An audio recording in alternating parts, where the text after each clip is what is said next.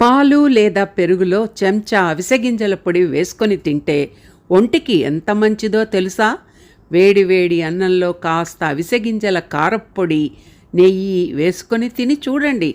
వారానికోసారి అవిసె గింజల జెల్ను తలకు రాస్తే జుట్టు రాలడం బాగా తగ్గుతుంది అంటూ ఆరోగ్యానికి, అందానికి ప్రాధాన్యమిచ్చేవారే కాకుండా వంటకాల్లో వెరైటీలు కోరుకునేవారు అవిసె గింజల్ని తెగ వాడేస్తున్నారు ఇప్పుడు.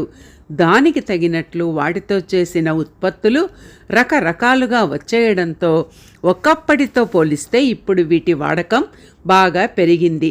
ఇంతకీ వీటి ప్రత్యేకత ఏంటో చూడాలి అంటే తప్పకుండా నా నెక్స్ట్ వీడియో, అంటే పూర్తి వీడియోలో వీటి ఉపయోగాలు, అసలు అవిసె గింజలు ఎలా వినియోగించాలో అన్ని విషయాలను తెలియజేస్తాను. మరి చూస్తారుగా.